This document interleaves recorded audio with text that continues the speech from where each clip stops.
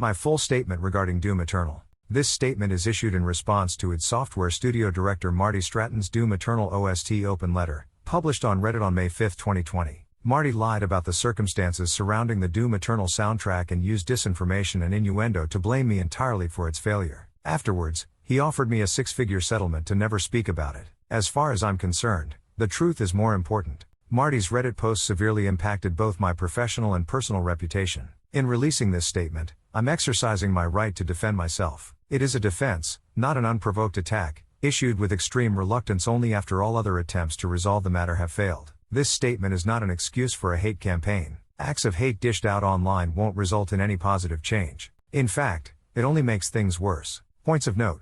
My response is lengthy and detailed to prevent vague statements from turning into rumors and speculation. This statement is a direct response to Marty's false accusations, and I will not name anyone outside those mentioned in his open letter. Privacy. To maintain the anonymity of others, I have used collective nouns such as management, id Software, and Bethesda to distinguish conversations between different teams. However, collective nouns should not be interpreted as a general attack on any group as a whole. This statement does not reflect the overwhelmingly positive, successful relationships I've had with many people and studios under the ZeniMax umbrella. The games I worked on, and the people behind them, remain dear to my heart. I work as a contractor. I am not a staff employee and don't work from any client's office. I am isolated from the development team, living and working in a country on the other side of the planet. I rarely visit studios in person, and communication is maintained through emails and calls. Contracts are integral. Nothing happens without a signed agreement. In-game score. A game's score is written specifically for an interactive music system and consists of hundreds, sometimes thousands, of short audio files. The game's audio system plays these files in a sequence determined by the player's actions. Video game music contracts. In-game scores are budgeted in minutes. Lead developers calculate the expected length of a score at the beginning of the project and negotiate a per-minute rate with the composer, which is written into the game's music contract. Doom Eternal's contracted budget was 142 minutes. Iteration. I rewrite the in-game score as much as necessary until the client is happy. Once they are, the client officially approves the final files, calculates the length and deducts the minutes from the game's overall budget, then pays me accordingly. I am not paid for any rejected music. It is discarded and not to be used. OST, an official soundtrack. The OST is a separate product. The in-game score is carefully arranged into a linear album to be the most polished, best representation of the game's score. The work is highly involved and falls under a separate contract. Table of contents. The game's development. Doom Eternal was a difficult project. Pay issues. The Doom Eternal OST was announced before I was under contract. Doom Eternal delay. I haven't been paid for over half of Doom Eternal score. The OST. The Doom Eternal OST. The OST was delayed before I was under contract. Making the OST. id Software's alternative OST wasn't up to standard. The OST's release. The aftermath. Skype call with Marty after the poor release. Marty's open letter posted on Reddit. Lawyers become involved. The purpose of this statement. Personal thoughts. Factual rebuttal. Factual rebuttal of Marty Stratton's claims. 1. Doom Eternal's OST was poorly managed from the outset. 2. The OST was delayed before I was under contract. 3. The OST contract proves Marty's claims are false. 4. They paid me for the OST without dispute. 5. id Software had been working on the OST for 6 months before I was under contract. 6. Marty doesn't seem to understand the mastering process. 7. The obvious problems immediately drew valid criticism. 8. Doubt we'll ever work together again. 9. The most hurtful lie. TL.DR.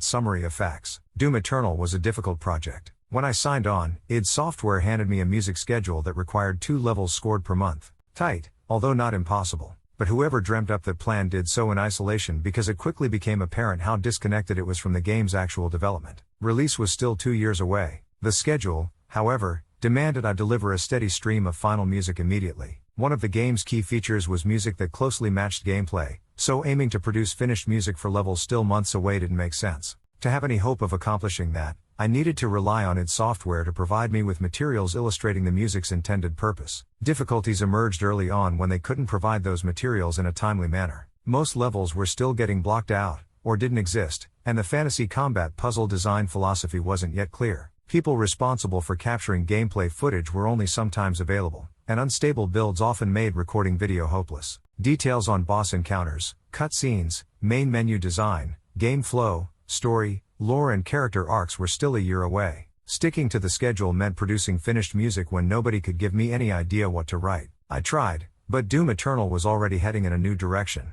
and my experience on Doom 2016 wasn't much help. Other factors also upset the pace early on. A contract delay, on id Software's side, led to a late start, putting us behind schedule immediately. A surprise 2-week all-hands-on-deck marketing interruption took 6 weeks instead. Communication was slow, with id Software often too busy to respond to basic questions faster than a week. On a 2 levels per month deadline, that's a big deal. Conversations were bogged down with unnecessary arguments arising from unrealistic expectations, such as why the complex metal choir recording, which later took months to execute, couldn't be done in the first 2 weeks. 2 months in, it was clear the schedule wasn't going to work. It was a masterpiece in Excel but a disaster in reality. The requirement to write, perform, record, produce, mix, master and implement 2 levels of music, with feedback rounds, every 30 days, when the levels themselves were bare bone, now looked ridiculous. It was simply too early to attempt locking off music. Proposing a solution. Been here before, coming off the back of 5 other Bethesda-published titles. This felt like familiar territory. Most projects begin with an idealistic timetable conjured up with a crystal ball that fails to predict the unforeseeable difficulties associated with cutting-edge game development. Typically, it's not a problem. The team adapts to the changing circumstances by adjusting the schedule and getting on with the job. And so, as I had done in similar situations before, I proposed a schedule change to management. Pointing out the issues, I clearly explained why the current plan was impractical. Finalizing Doom Eternal's intricate music was practically impossible this early in development. Levels were unfinalized or non-existent, meaning the music's context wasn't clear. Guesswork was my only option, and I could see a future filled with rejections and demands for rewrites impossible to accommodate, thanks to a schedule that was already packed tight. No time for iteration. The pace pressured the audio team to approve music, deduct minutes from the budget, and pay out milestones before having the ability to test it thoroughly. They had already showed hesitancy to sign off on my deliveries. Zero wiggle room. Any slip meant milestones would bleed into one another, requiring crunch to catch up. Problems had already arisen from the failure to consider how unstable builds, video capture delays, slow communication, marketing interruptions and unclear direction would affect the schedule. And no allowance was made for other time-occupying factors, such as team leads taking leave, holiday periods, need for rest, or illness. Solution. I proposed an alternative plan that reflected the reality of development instead. My plan mirrored a typical approach. First, define the overall game's musical identity by writing strong reusable themes before ramping up production of final music assets when the game's exact needs become apparent. Key dates stayed precisely the same, including the all-important finishing date, but the immediate pressure of locking off 2 levels of music per month was eliminated, which had caused headaches already. It was early in development and the perfect time to make the change. My proposal was easy to execute, fit the development schedule and budget, and would facilitate an overall better result. I was confident management would see the benefits and adopt the plan. I was wrong. Marty struck it down. He rejected my belief that the current schedule was flawed and suggested my act of trying to do something about it was a sign of incompetence. Refusing to accept the reality of the situation, he threw the proposal back in my face and proceeded to tear me down for having the audacity to raise the issue in the first place. I was taken aback by his reaction. In response, I said he seemed to misinterpret my proposal's intent, that the current schedule's rigidity would cause issues down the line, and that finding an execution framework for achieving our ambitious goals was my only agenda. He didn't reply, but the blow-up made it abundantly clear that the schedule would not change. I was stuck with it. I was already pulling all-nighters 2 months in, and I still had 18 months to go. Pushing forward. id Software's management had convinced themselves that locking music early would be a time-saving strategy, but it was a nightmare in real life. The team struggled to clearly communicate the musical requirements within the timeframe set by the schedule, which was understandable since some levels were still a year away. I tried my best, taking inspiration from block-out videos, concept art and text, but ultimately I resorted to imagination to score levels from the future I couldn't yet see. Unsurprisingly, the game taking shape months later inevitably proved my guesswork compositions didn't fit. Weeks of work got thrown in the trash, and calls for urgent rewrites came amid milestones already packed tight. The project's demands began to pile up, throwing the schedule into disarray. What frustrated me beyond belief was that I had flagged these exact issues as potential problems earlier in the project. But management seemed to forget that and instead blamed the causes on me. Immediate team members were sympathetic to the circumstances, but looking to them for support rarely got me anywhere. They were usually reticent, unsure of themselves and hesitant to raise issues with upper management. Blowouts. As development progressed, it became obvious whoever thought up the music budget also had no idea about the game's true scope. Stages blew out in size far beyond what had been anticipated. Hour-long levels where players traverse fantastic worlds with epic vistas and tricky platforming sections had just 30 seconds allocated to exploration music. Doom's mantra is wall-to-wall music, which made this oversight seem laughable. I was able to convince id Software to dedicate more minutes to these areas, but only after wasting valuable time on unnecessary demonstrations to prove that 30 seconds wasn't nearly enough. To compensate for the shortfall, they didn't unlock any more budget. Instead, they reallocated minutes from the game's combat music pool, meaning other areas had less music as a result. Overwhelming, I worked straight for months, desperately trying to stay on top of things, and each week seemed to bring a new set of problems. I was cut out of music meetings, my emails went unanswered, and the mandated file transfer system auto-deleted all the music files every 2 weeks. id Software withheld important information, and I was hardly ever able to check my music in-game. Weekly calls with the audio team, which I relied on as a source for crucial creative information to do the job, were frequently hijacked by panic-stricken managers, who seldom brought anything helpful to the table and instead just hiked up stress levels. The heaping list of problems and their accumulative effect on the schedule didn't seem to matter to those people whose only method of response was messages laced with criticism. More crunch, less sleep, pay issues. Pay issues. Arguments over pay began when id Software threw out 2 entire suites written for Super Gore Nest and Mars Core shortly after the QuakeCon 2018 premiere. The rejection was bad enough. It meant scoring 4 levels simultaneously the following month, but id Software also denied payment on the notion they changed their mind and no longer liked the music. I argued music appearing at a promotional event constituted usage, therefore, they owed me compensation. In this case, they caved, but as development continued, they grew reluctant to approve anything I delivered. As predicted, the audio team weren't willing to sign off on anything they couldn't thoroughly test. They withheld approvals, and therefore payment, for months. Beginning in January 2019, I went 11 months without pay. Uncertainty, delaying approvals also kept the official measure of completion in a constant state of ambiguity. I kept writing and writing, delivering suite after suite, working as hard as possible. Yet, management constantly painted my progress as a total failure and, therefore, an opportunity to chew me out with scorn and ridicule. Not wanting to discuss the circumstances, like how lack of materials was still an issue, these individuals would seldom offer assistance or put forward any solutions. Instead, they just sullied the relationship with unnecessary layers of friction. Crunch, blowouts, rejections, lack of approvals, endless demands, marketing disruptions and ambiguity over the actual state of progress translated to one thing: severe crunch. For a year now, I had been sleeping in the studio away from home, surviving on microwaved food and spending long periods away from family. But then things got worse. The Doom Eternal soundtrack announcement. During Bethesda's E3 showcase on June 6, 2019, Marty announced, Doom Eternal will release on November 22. A special collector's edition was also announced, which included Mick Gordon's original Doom Eternal soundtrack, the OST. The problem: pre-orders went on sale immediately, a severe issue because customers were putting money down for a collector's edition item that had no way of materializing. The standalone OST wasn't in production, and I hadn't been offered a contract to produce it. In fact, we hadn't talked about the scope, the time frame, or whether it was even feasible. E3 events are planned months in advance, well rehearsed, and carefully managed, but nobody thought to discuss the OST with me in any way whatsoever. I learned about it in the media. I sent an urgent message to id Software, saying they had put me in a difficult position and we needed an agreement immediately to ensure customers would get their product. But there was no OST strategy. Marty's response threw me. For reasons I still don't understand, he flatly denied me the contract and refused to do anything about the OST, saying he didn't want to cause a distraction. Didn't they just announce it at E3, the largest gaming show of the year? Couldn't they see the issue of taking pre-orders on a product without any agreement or strategy to actually deliver it? I pushed the issue again, but Marty refused to be drawn into an argument and shut the conversation down. He also didn't leave me with any alternative plan.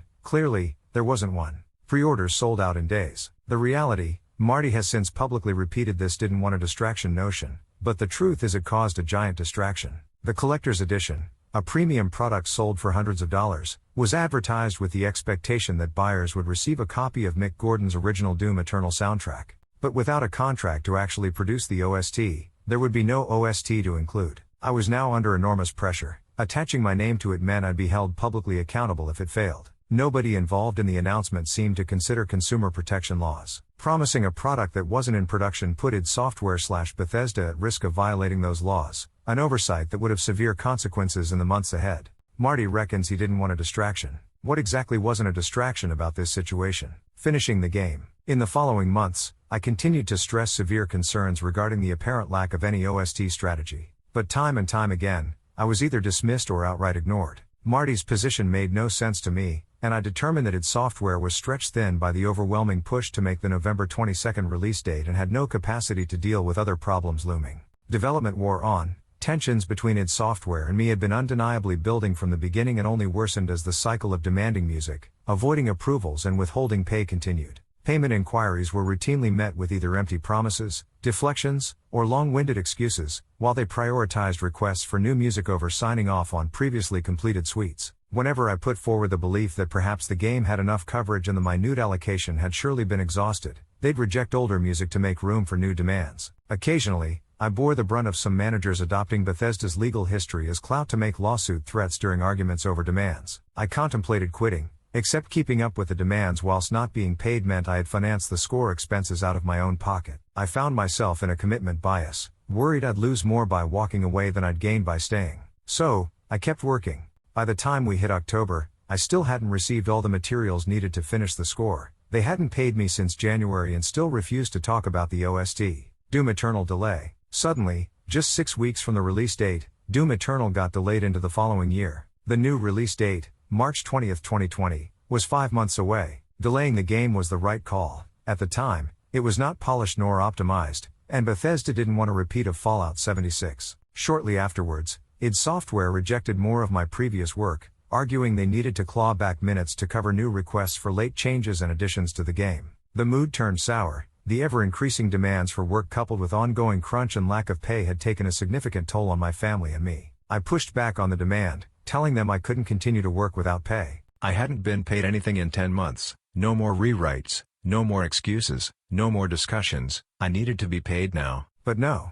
According to them, I was the one being difficult. The word they used was ball ache, and they urged in no uncertain terms to carefully consider the destination my protest would lead to. My financial situation was dire. This project had been my only source of income, and I couldn't afford to enter a dispute against the ZeniMax legal machine over money. Facing the possibility of not being paid for the past 10 months at all, I relented and carried out their final demands. Done. The money finally turned up at the end of November, and my family and I were thankful it did. It was the first payment I'd received in 11 months. id Software stopped talking to me, but the payment confirmed my role in the project had ended. I finished the project feeling unhappy, empty and in a state of anxiety. I crunched for 2 years straight thanks to a rigid, brutal music schedule that attempted to finalize the score before the game was ready for it. Forcibly writing music without a clear purpose caused problems when id Software inevitably rejected it months later, throwing it out with the unrealistic expectation that urgent demands for rewrites somehow wouldn't impact the already crunched schedule. I understand this approach was supposedly intended to elicit an efficient performance, but in reality, it was spectacularly inefficient. By the end of the project, I delivered more than double the minutes stated in the contract. Pay disputes, project uncertainty, and an overly chaotic atmosphere compounded the stress, and the whole situation was made worse by disciplinarians who treated unavoidable problems as incompetent failures worthy of reprimand. Still, I stuck with id Software every step of the way, determined to get the job done. We ultimately achieved everything we set out to accomplish in a reasonable time frame, and Doom Eternal went on to release to critical acclaim and commercial success. Still no OST deal. With the in-game score out of the way, Marty had no excuse for holding me back from the OST, and I raised the issue again. I tried to appeal to reason, concluding that if I began work immediately, I would have equal time to produce the Doom Eternal OST as I did the Doom 2016 OST. I didn't receive a reply. id Software went on to use nearly all the music, over double what they paid for. It wasn't until after Doom Eternal was released that I became aware id Software had used nearly all the music I produced throughout development, almost 5 hours worth, while only paying for half of it. Isolated from the team, working on the other side of the planet, I had no control over how they used the music. Music placement was the lead audio designer's responsibility, and after I handed the files over, they decided how to use them. Using double what they paid for wasn't an accident, it was a conscious decision. Rejected tracks, mock-ups, demos, ideas and sketches, a massive amount of additional music, well beyond the budget allocated in the contract, produced at their request and shared in good faith. But, id Software included it all directly in-game, marketing, and updates without paying for it. Even worse, id Software still refuses to pay for it, despite the fact their contract guarantees payment for any additional minute requested beyond the original budget. Clearly, The cycle of demanding and rejecting music, avoiding approvals and withholding pay was a strategy to elicit enormous amounts of unpaid work to compensate for their budgeting shortfalls, but I wouldn't find that out until much later. The Doom Eternal OST. Desperation. The beginning of 2020 marked 6 months of pre-order sales without an OST deal. My sustained demands for a contract had become an arduous exercise in expressing myself to deaf ears. id Software had gone silent, and I hadn't heard from them since November. The release date was fast approaching, alarmingly so, and I was infuriated by the fact that I had been made publicly accountable for this item while being blocked from actually doing the work. Fan expectations for a worthy follow-up to the Doom 2016 OST were resting heavily on my shoulders, and I did not want the OST to be a catalyst for another botched pre-order story. Something needed to be done. All previous attempts to engage id Software regarding the OST were either shut down or outright ignored. Reaching out to them again would be a total waste of time. I decided to circumvent the stone wall by going above Marty Stratton, outside of id Software, and directly to Bethesda to report my concerns and request an OST contract. I was worried that approaching Bethesda directly might ruffle some feathers at id Software, but I hoped they would see the seriousness of the issue and that it needed to be acted upon immediately. On the morning of January 8th, I emailed Bethesda. Bethesda quickly responded. They were grateful to make contact and told me they would love to talk about the OST.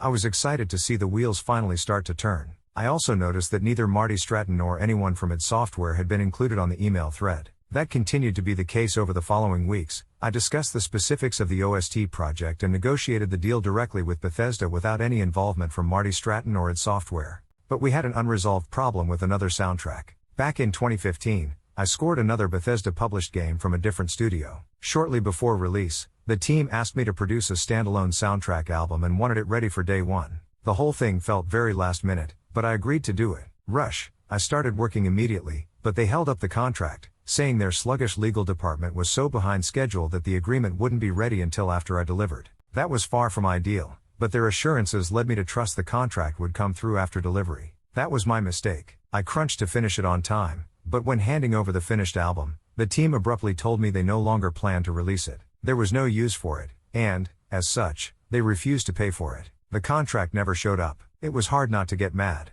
but upon reflection, I had to accept it was my fault for working without a signed deal in the first place. I learned a valuable lesson: don't ever work without a contract. 4 years later, in October 2019, Bethesda suddenly began selling that very same album, without telling me beforehand. I learned about it through social media. Worse yet, they hadn't paid for it. I sent a demand, and Bethesda agreed to pay for the album but insisted the payment be consolidated into the Doom Eternal OST contract. Doom Eternal OST contract negotiations with Bethesda. Deciding on the content of Doom Eternal's OST was a crucial detail that needed to be written into the contract. I initially wanted the album to be similar in scope to my Doom 2016 OST. I proposed a comprehensive album of 30 tracks and a runtime of over 2 hours. Marty would later claim this was the agreed deal, but that is entirely false. In fact, the suggestion was shot down within a matter of hours because it was evident to me and everyone else actually involved in the discussions that there simply wasn't enough time or budget to make it work. 12 songs, instead. With the imminent release date rapidly approaching, the reality of the situation dictated the scope. Bethesda asked me to produce 12 songs, and I felt that was doable in the short timeframe we had. On March 7th, 2 weeks before the game's release, Bethesda sent me draft terms for my review. The terms stated I would produce 12 songs for inclusion in the OST. All 12 songs were to be selected by id Software. id Software had final approval. I was required to hand over all my source files, such as stems, raw assets, mix sessions, etc. The deadline was April 16th. Bethesda told me that the April 16th deadline was ideal, but if I needed more time, they would be happy to amend the contract later. The deadline was therefore considered flexible, but as an incentive, they offered a bonus if I finished by April 16th. They also assured me the contract would include payment for the other OST I produced in 2015. The OST was delayed before I had a contract. On March 11th, Bethesda publicly announced the album wouldn't be out on March 20th, as promised. No new release date was given because there wasn't one. I still hadn't received the contract. ZeniMax sent me the agreement on March 18th, just 48 hours before the game's release. Marty would later claim the agreement was finalized in January, implying I was under contract for much longer period. That is a lie. As proof, this is a screenshot of the actual contract email showing the exact date. 29 days. Despite the stress arising from the last-minute OST deal, I felt the contract terms were doable. 12 songs by April 16th, 29 days away. Although I was disappointed by the overall situation and limited scope, I couldn't see any obvious warning signs that things would derail so terribly. I agreed to the terms, and all parties signed the contract within hours. I readied myself for 4 weeks of solid work. 2 days later, Doom Eternal was released, making the OST. Even though the contract was now underway, I hadn't actually received any direction from id Software regarding the OST, and they continued to make no effort to talk to me about their expectations. But rather than waste time waiting, I took the initiative to begin work on what I thought would make the best album. Initially, production went smoothly, and I finished half the album after 2 weeks. But then, on April 3rd, 13 days before the OST was due, I received an email from Marty Stratton. Marty gets involved, bringing threats, contradiction and panic. Marty's email stated, contrary to what Bethesda had told me, that the April 16th date was now an absolute necessity. He said consumer protection laws in some territories meant anyone who purchased the collector's edition was entitled to a full refund if they didn't receive the OST by April 20th. It dawned on me that I was being threatened. Refunds meant financial losses. Marty was saying, in his view, I was legally liable for any loss id Software suffered due to customers claiming refunds over a late OST. If it wasn't ready in 13 days, they would come after me. I did the numbers in my head, and the thought was terrifying. I couldn't understand why Marty hadn't told me sooner. If I had been made aware of the consumer protection issue before signing the contract, I would have refused to do the OST. The fact that this critical piece of information had been withheld from me until after I'd signed the contract made the whole thing feel like a setup to shift liability caused by selling the OST without a contract in the first place. id Software had been working on an alternative OST, without me, for at least 6 months. Marty then revealed he had previously instructed lead audio designer Chad Mossholder to make an alternative OST by cutting together songs using edited chunks of my in-game score. I responded to Marty, expressing my regret at the situation and my belief that working against each other didn't make any sense, especially under the circumstances. I said we should pool our resources and work together toward a better outcome. He didn't respond. Instead, Chad contacted me 4 days later and said his album of edits was almost complete. I asked to hear it. To my surprise, Chad sent me 70+ tracks, and it was clear he had been working on it for some time. In his open letter posted on Reddit, Marty later claimed that his decision to enlist Chad happened at the last minute and was due to fears I wouldn't make the April 16th deadline. But the files Chad sent me tell a different story. Perhaps unknown to Marty, BWF metadata details the exact creation date, time and software used by whoever made the edits. Metadata in Chad's files show he began work on their alternative OST as far back as August 2019. 6 months before I received the OST contract. Doom Eternal was originally planned to release on November 22, 2019. Chad must have begun work on the OST in August to avoid the same consumer protection issues. At that time, I didn't even have a whiff of an OST contract. id Software's alternative OST wasn't up to standard. I hoped to use Chad's edits to expand the album beyond the limited 12-song contract. But unfortunately, the content fell far short of expectations. It was a mess. The edits had been eyeballed in a slapdash way by copying audio files directly on top of each other without even a crossfade to cover the transition, resulting in clicks, pops, clipping, abrupt tempo changes, awkward gaps and jarring transitions. Some songs were just seamless loop files ripped directly from the game's Wise package. Not good enough. Chad's edits largely disregarded basic music fundamentals, and there was no way it would live up to consumer expectations. Marty would later dismiss these legitimate issues and palm me off for drawing attention to them by minimizing my position to an artist's perspective, but he hired me to ensure Doom Eternal had the best music possible, and Chad's edited versions simply weren't up to the franchise's standard. The final days. The deadline was imminent, 8 days away. I did not have the time or budget to address the many problems in Chad's edits. I had to face the reality of the situation, pivot away from creating the best possible album, and do everything I could to avoid the repercussions Marty had threatened earlier. The only way to achieve this with certainty was to stick precisely to my contractual obligations. I reminded Marty my responsibility only extended as far as 12 songs and that finishing them would be my focus for the remaining 8 days. It was Easter weekend, but instead of family time, I crunched 18 to 20-hour days and slept under my desk. Late Tuesday night, I sent the following email to Bethesda, asking to confirm the deadline. They emphasized April 16th was an absolute necessity. I barely slept for the next 2 days, focusing intensely on that date. The final hours. The deadline arrived, and despite being worn down from the combined effects of overwork and lack of sleep, production had gone well. But on the final day, I encountered a system-related technical problem, and I contacted Bethesda to explain the situation. I had 10 songs ready for handover,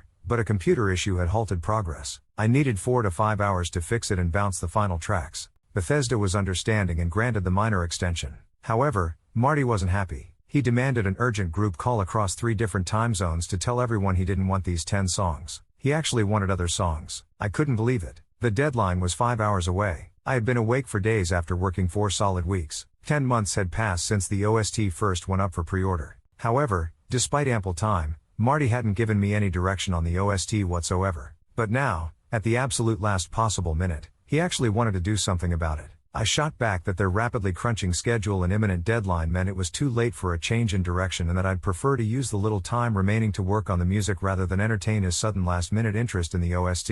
He responded by taking over. He said they would release Chad's version instead. He told me to hand over my tracks, and Chad would assemble the final OST. I could have protested, but it wouldn't have done any good. Under the contract, Marty was guaranteed veto power and complete creative control. Ultimately, I'm just a contractor, it's their product, and they govern every aspect. I voiced my anxieties over Chad's edits and hoped they had improved since the week before. I said they should ensure the album adheres to mastering standards and provided specific details in that regard. I handed over my tracks and wished them as well as I politely could. They approved my tracks and confirmed I had met my contractual obligations. The total contract amount, including the on-time bonus payment, was later paid out in full without dispute. I never heard the final version. The final album, and its details, were withheld from me, and I wasn't allowed to hear it before release. All I had to go on was an email from Marty saying he thought their version had turned out well and fans would be pleased. I was done. Not just with the OST but with its software too. I struggled to understand why a challenging 2-year development had ended with an unnecessarily difficult fortnight. I was extremely nervous about the release and felt that fans, ignorant of the situation behind the scenes, would likely criticize the outcome. Deterioration. Depressed and totally exhausted, I felt dragged down into futility after not having slept much in weeks. But even more seriously, I was just now becoming aware, through game-ripped music popping up online, of the sheer amount of unpaid music used in Doom Eternal. I just wanted to crash, but the situation was about to get worse. The OST's release. id Software announced the release of the OST with a tweet. It said Collector's Edition owners could download it immediately, and it would be available on streaming services in the coming weeks. Over 2 years later, that still hasn't happened. Utter shock. Hearing the album for the first time, my heart sank. Alongside my direct contributions were an additional 47 tracks made by poorly editing together bits and pieces taken from my in-game score. They exhibited the same thoughtless disregard for basic music fundamentals that plagued the preliminary edits id Software showed me a week earlier. But in some cases, they'd actually been made worse. The majority had been made by stitching together multiple audio files without even a crossfade to cover the edit point, resulting in hard cuts, volume spikes and digital clipping. Many of these splice points were made freehand, off-grid, leading to awkward transitions and abrupt tempo changes. I was stunned at the ineptitude and couldn't believe what I was hearing. Track after track was full of real, obvious technical faults, mistakes, and errors resulting from careless editing. Example, one of the most successful songs from my Doom 2016 score, BFG Division, barely makes an appearance in Doom Eternal. But for some reason, the song was butchered to make 3 tracks for the Doom Eternal OST. Track 24, You Can't Just Shoot a Hole into the Surface of Mars, sick, starts with 2 separate sections playing directly on top of each other, but they're out of sync. The track soon falls apart with a series of stunningly shoddy edits, completely out of time, until the main BFG Division riff makes a sudden 8-bar appearance before the track ends abruptly. Why this was included is beyond me. There's no excuse for these crappy edits. I deliver my music in a neatly packaged WISE file complete with tempo information and carefully crafted transitions designed to seamlessly react to the player's actions, something many reviewers mentioned. id Software would have had more success if they'd simply recorded the WISE output. The fact that so many YouTubers have been able to construct far better representations of the Doom Eternal score using this exact method proves the point. Credits. Seeing Chad credited as co-artist on these tracks pissed me off. Credit theft, the act of taking credit for someone else's work, is rampant in video game music. Chad didn't write, arrange, perform, record or produce any of this music. He carried out a copy-paste job, cutting apart finished music and resaving it. For this, the proper credit would be considered music editor. Yet, in some cases, such as Erdak, track 8, and Diagronic, track 15, he did nothing but change the file name. That frustrated me immensely. I crunched for 2 years straight on my Doom Eternal score, and the fact that someone else thought it proper to take the credit for my work felt like a cruel insult. Worst of all is the inclusion of hours of music and rejected demos I was not, and still have not been, paid to produce. Example, Final Sin, Sandy City, track 59, was a rough idea mocked up in haste for the ending cutscene. This exact demo file was immediately rejected. In fact, Chad was part of the panel that rejected it. but he included the file on the album and listed himself as a co-artist, despite having absolutely nothing to do with it. More importantly, the song is based on a melody written by Bobby Prince, the composer of Doom 2, who hasn't been credited anywhere on the album. id Software never paid me for this demo, which was produced in good faith and not meant for public release. I was dismayed. Instead of a worthy follow-up to the Doom 2016 OST, the Doom Eternal OST had been reduced to a cheaply thrown-together cash grab. The album was a disgrace. I worked extremely hard on the music of Doom Eternal and crunched for years to make it happen. To have it presented in such a lousy way was heartbreaking. But ultimately, it's fans who spent hundreds of dollars on the collector's edition who should be the most disappointed. Marketing lured them under the false pretense that they were getting an OST from me, but instead, they got served a haphazard mess cobbled together by someone else. The OST itself, the factors that led to it, and the extensive use of unpaid music both on the album and in the game meant I could not publicly support id Software with any shred of honesty. Skype call with Marty after the poor release. Marty demanded a call. The OST's problems were glaringly obvious and immediately drew negative criticism. Within hours of the release, Marty emailed me. He was frustrated at my lack of public support and deeply concerned the OST was attracting bad press. He insisted we urgently address the OST situation publicly through a joint statement that affirmed our commitment to doing something about it. He asked for a call to discuss the matter. I was skeptical of his intentions. Marty can overwhelm you with the power of his disappointment. I was worried he was setting up the call for confrontation, not resolution. My responsibility to him ended when my contract finished, and I didn't feel like committing myself to a barrage of threats and abuse. In my view, the poor reception was the real-world consequence of a mismanaged project. Marty reassured me a positive outcome was his only focus. He insisted he had no intention of doing anything to disparage me or my work and only wanted to overcome the situation with a professional and collaborative approach. After considering his demeanor, I felt I should embrace the opportunity to engage Marty directly on the OST and unpaid minutes because I also wanted a positive outcome to the situation. Marty reassured me and said that he genuinely wanted to work together. That's what's best for all, he said. I had no reason to suspect he had anything but positive intentions, so I took him at his word and agreed to take the call. Skype call with Marty. Straight away, it was clear Marty was angry with me. Frankly, we're too fucking nice, he snapped. I approached the call like one should when dealing with a manager on the warpath. Keep calm, listen intently, and express understanding but remain firm.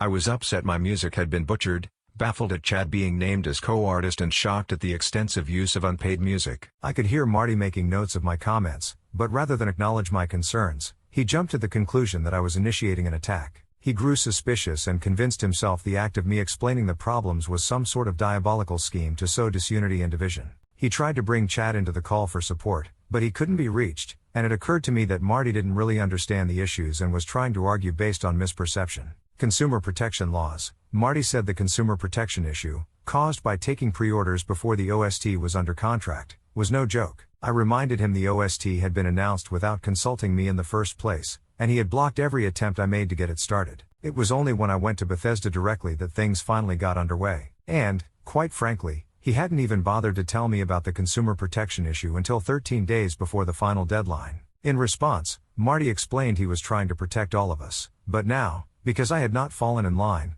I was on my own. As soon as people come after us, we come after you, he said. Laying blame, he put across the view that the act of me signing the contract had absolved him of any prior mismanagement that led to the situation in the first place. He accused me of lying when I told him about the email I received from Bethesda that contradicted him on the importance of the deadline. I forwarded him the email, but he ignored it. Seeming to forget I only received the contract 2 days before the game released, Marty rejected my assertion that id Software is always rushing things, and expressed frustration at the notion out in the public that they didn't afford me enough time to produce a better album. I said that if I had been allowed to start work on the OST immediately following the announcement, we would have avoided the consequences that were now playing out. But he just continued to put me down, saying I would have messed it up some other way. After he spent some time chastising me for my lack of public support, he charged that the failure of the OST was entirely my fault. I shot back that it wasn't my decision to include 47 poorly edited tracks. I hadn't even heard their final album before release. He directly accused me of failing to take ownership and insisted I take full public responsibility. I countered there was absolutely no way I would take the fall for something I didn't do. Finding a way forward.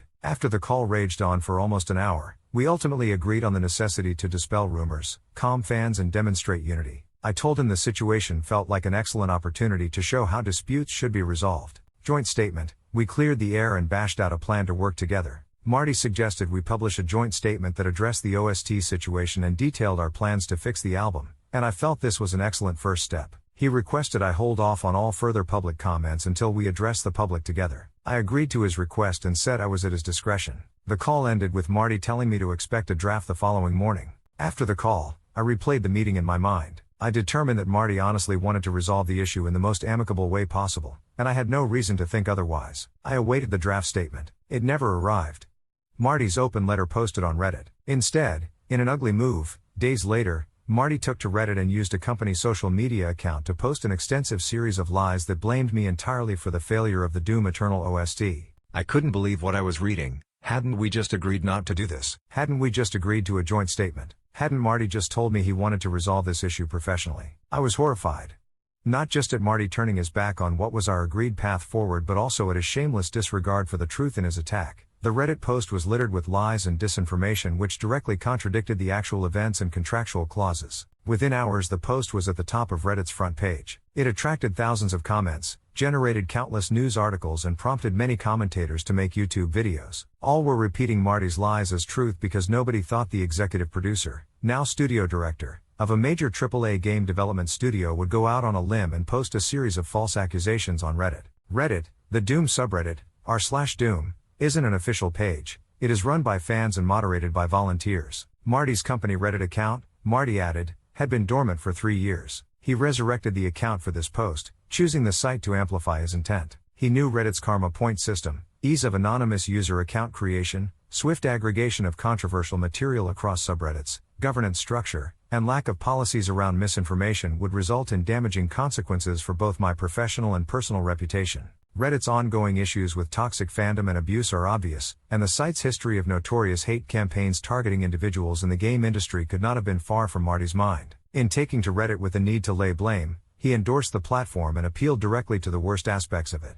Breach of trust. Reading the Reddit post made me sick to my stomach. Lie after lie after lie, all pointing to me as the fault while posturing himself as the one who did nothing wrong. What hurt me the most was the feeling I'd been duped. I openly trusted Marty. Just days earlier, he told me he wanted to approach the situation professionally, to collaborate. That he had no intention of disparaging me. During our call, Marty told me he avoids social media and never posts online because he knows anything he says becomes the next day's news. But here he was, using his platform to launch a direct personal attack. A public shaming event. A big put-down in front of the entire industry. Why? I felt humiliated. It was immediately clear to me that Marty had hostile intentions all along. He never wanted to work together. He wanted me on the call solely to gather information to create a scapegoat he could blame for the failure of the OST. I'd been manipulated. Detailed factual rebuttal of Marty Stratton's claims link here. The Reddit post was a significant step in the wrong direction and was not the way to solve the problem. Instead of working with me on a professional outcome, Marty switched to stoking controversy by treating the issue as a scandal. Why he turned his back on me while misleading me to the contrary, when there was an opportunity to come together and work through the issue, without even seeking an alternative, is something I still don't understand. Lawyers become involved. There wasn't just one serious issue, but two. Marty published a series of false accusations against me, and id Software shipped Doom Eternal with double the amount of music than what they paid for. Lawyers. I immediately had my legal representative contact id Software with complaints about both matters. Marty forwarded my complaints to ZeniMax, and within days I got a response from the executive legal authority from the upper echelons of the company. ZeniMax assumed that Marty had acted appropriately and denied needing to pay me for the additional music. To combat their stance, I demonstrated Marty's allegations directly contradicted contractual terms, public announcements and contents of emails and phone calls. Concluded he exploited his position of authority to deliberately spread misinformation, used Reddit as a vehicle, and substantially damaged my reputation. Showed that Doom Eternal included almost 5 hours of music, over double what they agreed to pay me per the contract. Once I presented those details, they quickly offered to settle. Settlement offer negotiations. id Software and ZeniMax engaged a large multinational law firm as representation, and we began settlement negotiations. I demanded Marty withdraw his false accusations and issue an apology. But they rejected this on Marty's concern that if he admitted fault publicly, that would negatively affect his reputation. Instead, they proposed a deal. They would pay me the money owed, but on the condition I produce a new, polished version of the Doom Eternal OST, appearing to suggest that if I gave them something to sell, that would somehow make up for the damage Marty had caused to my reputation. Back and forth. I struggled with Marty's insistence on avoiding accountability but realized his company was unlikely to agree to anything unless it was mutually beneficial. With that in mind, I agreed to produce a new, proper Doom Eternal OST.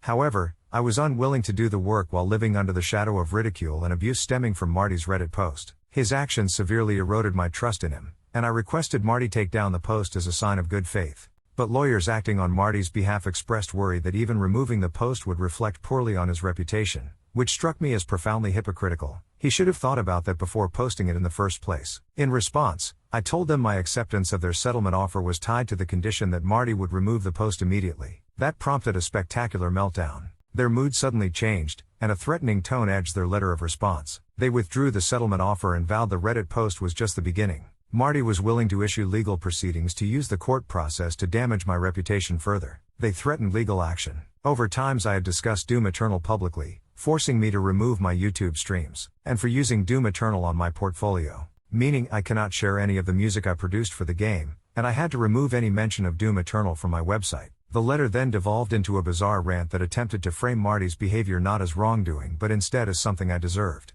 But contrarily, that same letter presented me with a new settlement for damages caused anyway. Hush money to bury the issue. The new settlement offer was a six-figure sum in return for taking full public responsibility for the failure of the OST.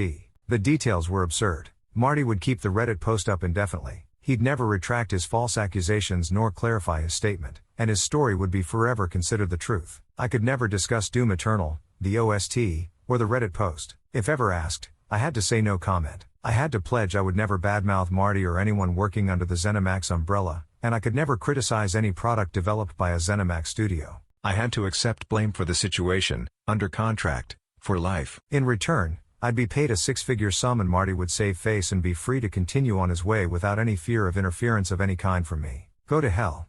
As far as I was concerned, signing the gag order was out of the question. Giving up my right to tell the truth just to get some money was totally unacceptable. It meant having Marty walk all over me wasn't so bad as to be beyond being paid off. The truth is more important. I worked incredibly hard on the franchise, crunching for years to make it happen. My scores for both games were very successful. The companies who released them enjoyed the benefits. To have all that thrown away by someone who blatantly lied to portray me as a person who brings uncertainty and risk to any project, who now wanted to pay me off to preserve his reputation, was both troubling and hurtful. Threats, abuse and harassment. Just when I thought things couldn't get any worse, incidences of online abuse escalated at an alarming rate as Marty's Reddit post led to frustration over my alleged professional failure, and toxic gamers grew openly aggressive. They shared my personal details via message boards, including Reddit, which meant that abusers could now reach me in more ways than ever. They email bombed my inboxes, crashing the server and clogging my messaging services, crippling my ability to communicate. They harassed my other clients with attempts to get me fired from their projects. They called my phone numbers around the clock, screaming messages full of abuse. I began receiving specific expressions of violence, the content so vivid it made me sick. The torrent of abuse telling me how to kill myself, how I'd be mutilated,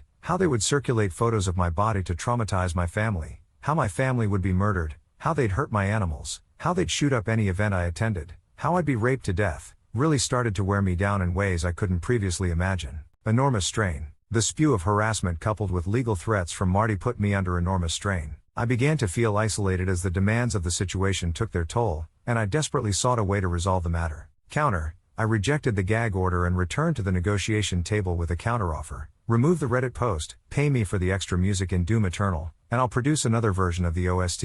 I hoped that presenting something they had previously asked for might persuade them to change their mind. I also shared details of the abuse, hoping the examples would spur Marty into retracting his false accusations and condemning the harassment. Lawyers acting on Marty's behalf requested time to discuss the offer, which gave me some hope. Delays and stalling tactics. But then the stalling began, and over the coming months, I was subjected to every miserable delay tactic trick in the book. They would request a meeting to discuss the settlement contract, suddenly postpone, reschedule, and then cancel at the last minute. We'd follow up, and they'd respond by requesting more time to consider the details. Chasing them again, they'd feed me bullshit excuses that always ended with "we'll get back to you as soon as possible." Next, they'd lead me on, saying their internal conversation was heading in a positive direction before delaying further because someone important who had input was holidaying in Miami. It dragged on and on. As each week passed, bringing plenty of excuses peppered with hollow assurances of a positive outcome, it became more evident that I was being strung along. Until finally, after considerable time had passed, they came back with a response. They threw out the idea of ever redoing the OST and instead demanded the gag order only. I looked at the email in dismay. After months of delays, meeting cancellations and postponements, they arrived precisely at the same place they started. The acquisition.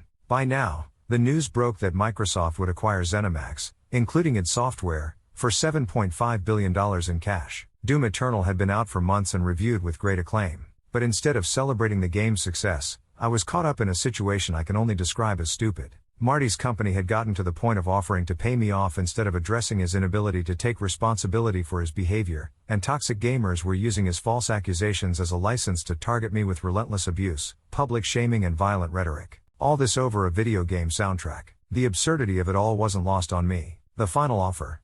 News of the acquisition gave me hope that now, with the pressure of a much larger entity looking over their shoulder, Marty might be encouraged to consider the benefits of a mutually beneficial outcome and rethink his position. And so, for the second time, I proposed I would produce a better version of the Doom Eternal OST.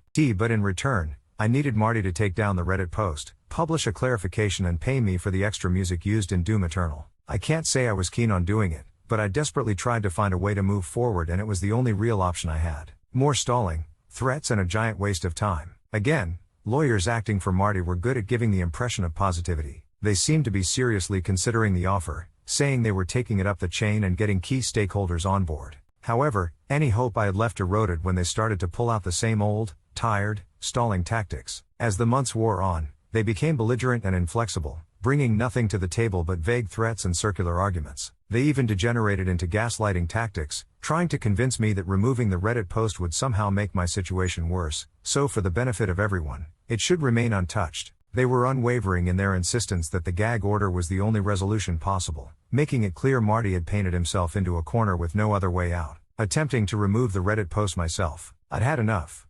I grew tired of having the respect I afforded Marty, and his employer, with attempts to resolve the dispute privately, get turned into a giant waste of time, effort and money. The Reddit post had been up for 15 months and attempts to resolve the dispute with Marty had gotten me nowhere. With my patience stretched to the absolute limit, I decided to take steps to remove the Reddit post myself. Reddit moderator, I reached out to one of the r/Doom moderators. We made contact and arranged a call via Discord. The moderator introduced himself and spoke about his love for the Doom franchise and its fanbase. Along with the r/Doom subreddit, he told me he also moderated the official Doom Discord server. I told him how Marty's Reddit post had affected me deeply, both professionally and personally. It was a source of ongoing stress and harm, and I asked if he'd consider removing it. Much to my relief, he instantly took it down. But within 12 hours, the post was reinstated. The moderator blocked me on Discord and didn't reply to my emails. A few days later, Marty's lawyers contacted me and said removing the Reddit post had greatly offended him. He was furious and made it clear in the strongest terms that an amicable resolution would be impossible. The purpose of this statement: Marty Stratton has put me in a position where the only step I can take to repair my reputation is with a public response. It is a defense, not an unprovoked attack, published as a last resort and with extreme reluctance only after every other avenue to reach a mutually agreeable resolution has failed. I have given Marty ample opportunity to correct the false accusations he made against me, and all I've asked for is the truth and to be paid for my work. Stubborn refusal to address his Reddit post, out of fear for his image, has crippled Marty's ability to offer anything but a gag order. Marty seems to think so little of me that I'd give up my right to tell the truth and willingly accept the long-term mental health implications of publicly taking the blame for the situation in exchange for money. I can't agree to protect him from the reality of what happened. The truth is more important, and signing a gag order would remove my ability to defend myself with the facts. The only thing left to do is issue this public response. Personal thoughts.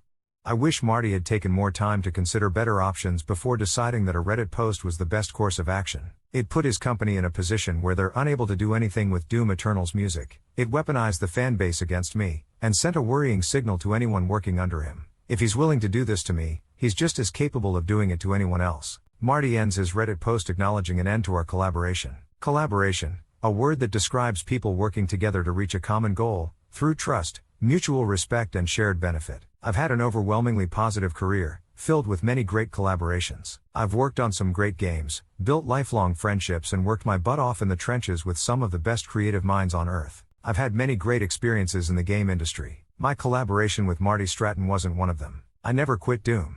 I quit a toxic client. Marty couldn't accept that I never wanted to work with him again, and made his best attempt to send my career into a nosedive as punishment. He resorted to lies and innuendo that fell apart under the most basic level of scrutiny, then tried to bury the issue under a stack of cash. Using NDAs, settlements and gag orders to silence truths is an appalling tactic used by people in high positions of power fearful of accountability. I am choosing to speak out because the alternative was to accept that tactic is okay. It's time to leave this sad state of affairs behind. I'm forever thankful to the true-hearted folks who have continued to put their faith in me, even in the face of Marty's attempts to damage my reputation. I'm happy to say the projects I've been a part of since have been some of the most rewarding experiences of my career, and I'm grateful to those around me who gave me love and support that kept me together when I was coming apart. They didn't deserve to be put through this, either. I'm looking forward to the future and all the great stuff around the corner. MG.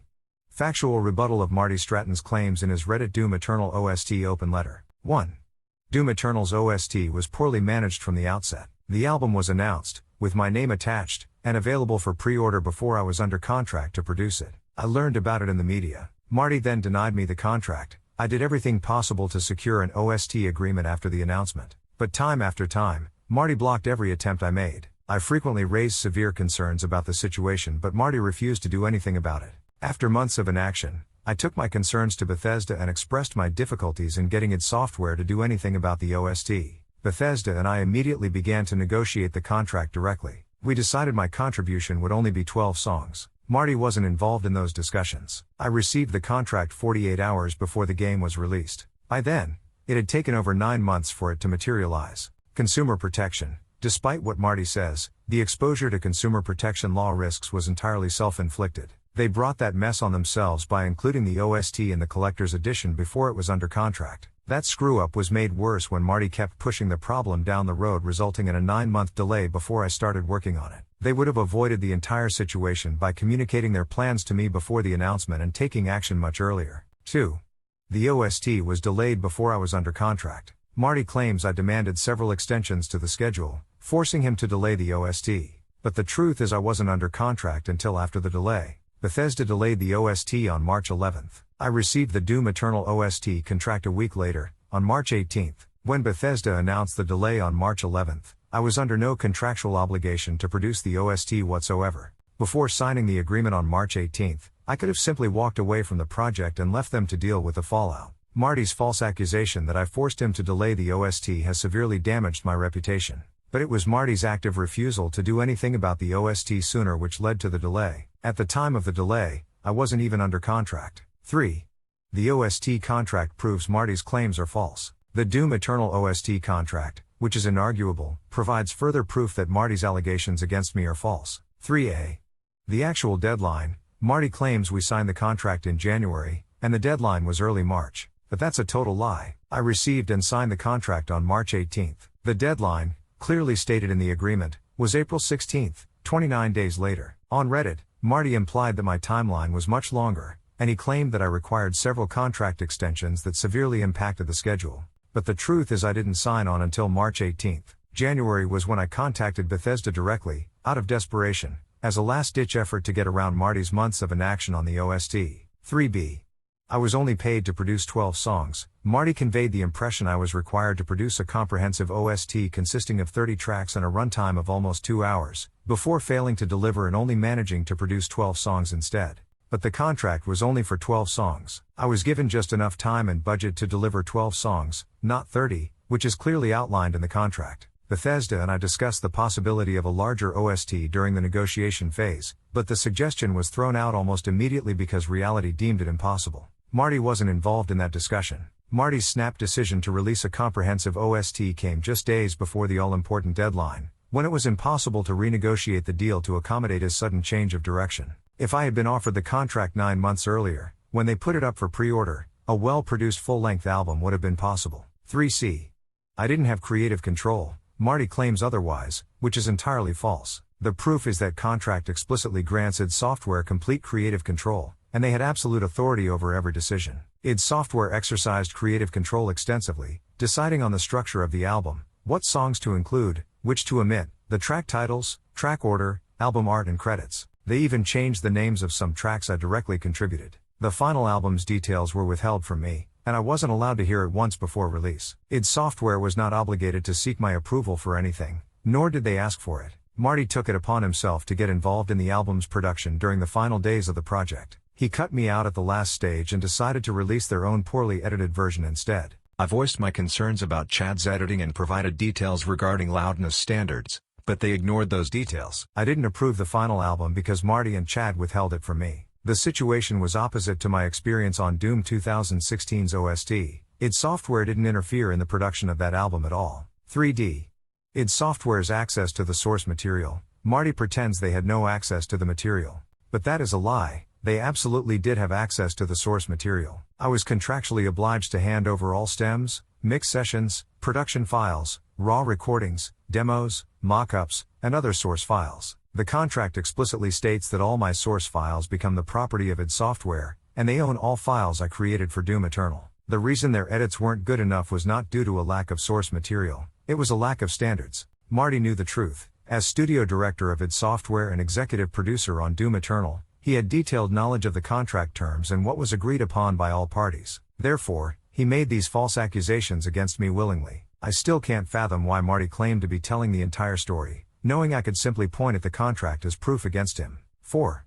They paid me for the OST without dispute. Nobody argued against payment. The most substantial proof that Marty's Reddit post is utter bullshit is the fact that they paid me afterwards for fulfilling the contract. id Software approved my OST contribution after I did everything asked of me. Marty was part of the panel that approved it. He then went on to make wild claims about my supposed unprofessional behavior. But had I behaved in such a way that Marty alleges, id Software, Bethesda, and ZeniMax would have had clear grounds to refuse payment. However, they made no argument against it. They paid me the total contracted amount, including the on-time bonus, because I met all my contractual requirements. 5. id Software had been working on the OST for 6 months, without me, before I was under contract. On Reddit, Marty alleged my performance was so bad that he was forced to enlist lead audio designer Chad Mossholder at the last minute to save the OST. But the BWF metadata tells the true story. Chad sent me a preliminary version of his edited OST 1 week before my deadline. Metadata within these files show that Chad began working on his version of the OST using Reaper 6 months earlier when he and Marty were actively excluding me from working on it. 6.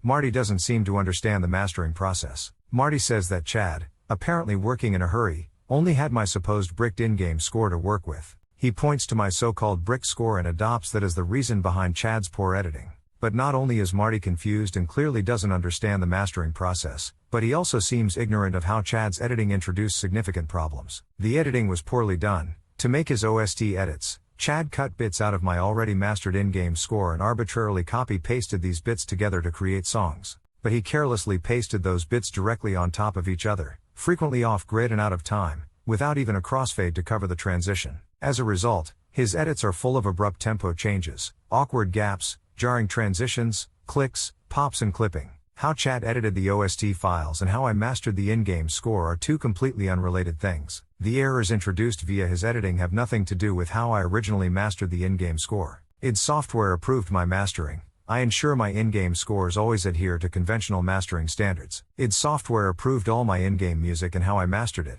and at no point did anyone complain that my masters were bricked. The problems were introduced by pasting two already mastered audio files directly on top of each other. Doing so caused dramatic amplitude spikes at the edit point. Chad didn't bother to crossfade the transition. Both files play simultaneously, causing spikes at double the volume. To compensate, he remastered the edited song by normalizing it to 0 dBFS, a rudimentary error. His edits are riddled with these clearly visible mistakes. Anyone comparing my original tracks to his edits can hear, and see, by looking at the waveform, the unmistakable errors introduced during the editing process. 7.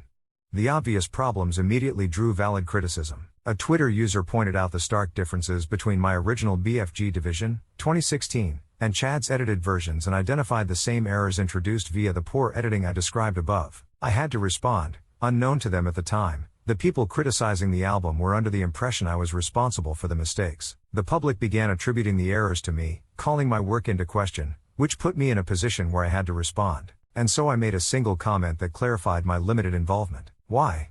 Because it's the truth. But Marty didn't see it that way. His open letter made it clear to me that he took my act of pointing out the truth as committing an unforgivable sin of disloyalty. What did he expect me to do? Blindly support an album of messed up versions of my songs, most of which I'd never heard before? To do so would have been a lie. 8.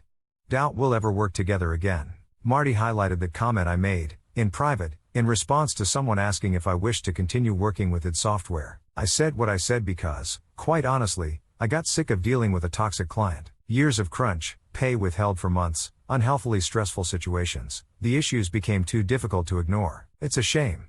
Because on both Doom and Doom Eternal, I had the great fortune of working directly with enormously talented people whose creative ideas and technical wizardry led to both games' success. My statement, issued in response to Marty Stratton, has nothing to do with the rest of the Doom team. Lamentably, the joy I got from working with them was outshined by the other issues I've highlighted. Problems so serious it tainted my experience to make Doom Eternal the worst project I've ever been involved with. Charade. Marty took great offense to my comment, claiming he was surprised because allegedly it was the first time we discussed ending our collaboration. But the truth is I had my Doom contracts threatened several times, and Marty himself even made such a threat. Knowing the truth, Marty's dramatic reaction to my comment is one of several phrases that stood out to me as blatant posturing. I will draw attention to two others. Credits.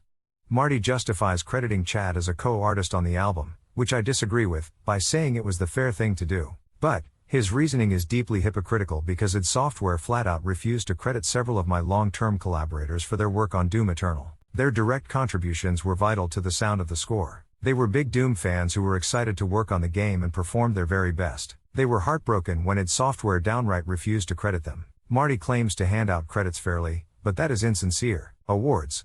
I'm happy to hear Marty feels I deserve Doom's music awards because the truth is those trophies are kept locked in the id Software office. I've only ever seen them once. Behind glass.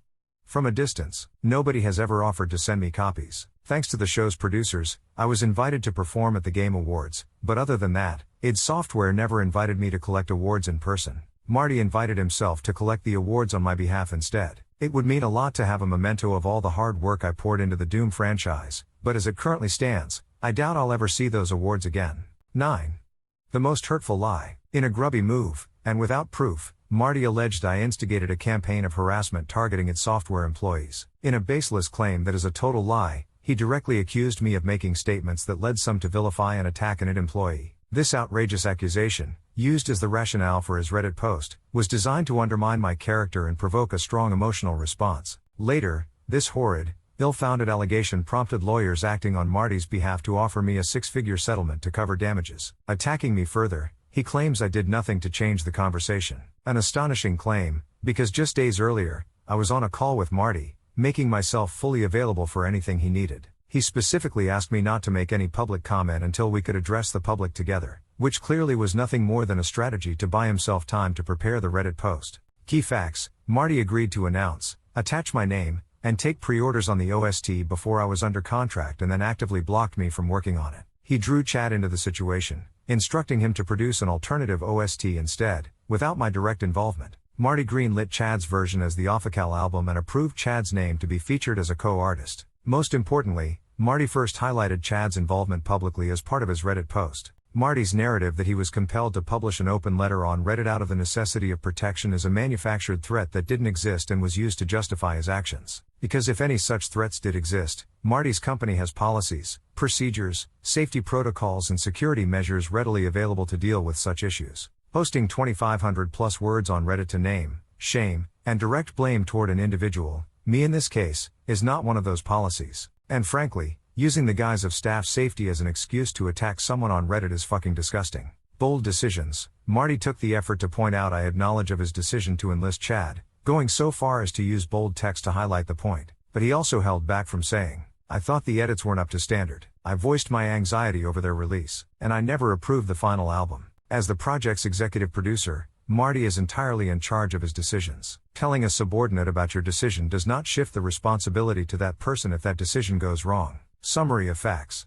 Doom Eternal. I haven't been paid for over half of Doom Eternal's music. The game includes more than double the music I was contracted to produce. Rejects, mock-ups, demos, many of which were never meant for public release. I created this music as part of the development process and shared it with id Software in good faith. But id Software used the music in the game, marketing and soundtrack and still refuses to pay me for it. The Doom Eternal OST was a mess. It was announced, with my name attached, and made available for pre-order before I was contracted to produce it. Despite my alarm and constant appeals, Marty refused to do anything about the situation, leading to a 9-month delay before I could start work. After 7 months of inaction, I reported my concerns to Bethesda. Bethesda and I negotiated the Doom Eternal OST directly, without Marty's involvement. I received the contract on March 18, 2020, just 48 hours before Doom Eternal was released. The delay was announced a week earlier before I was under contract. The deadline was April 16, 29 days later, and the contract stipulated id Software had complete creative control and would acquire access to all my source material.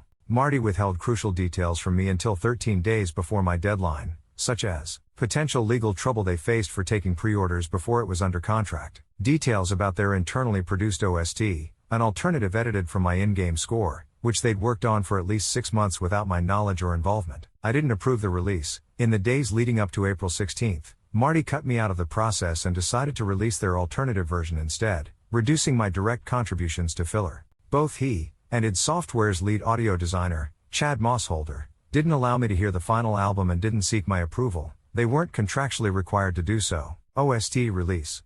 Their poor quality release immediately drew criticism, and a worried Marty personally asked me for assistance in addressing the situation. I made myself entirely available to Marty and committed to satisfying disappointed customers with a better OST. Marty made it clear he wanted me involved, saying he wanted a positive outcome, had no ill intentions and wanted to resolve the issue professionally. He offered to draft a joint statement addressing the situation and announcing plans to move forward. He requested I hold off on making further public comments until we could address the public together. Marty told me to expect the draft within hours, but it never arrived. Reddit. Instead, days later, he published a 2,500+ word open letter on a fan-run Reddit page that singled me out as the sole cause behind the botched OST.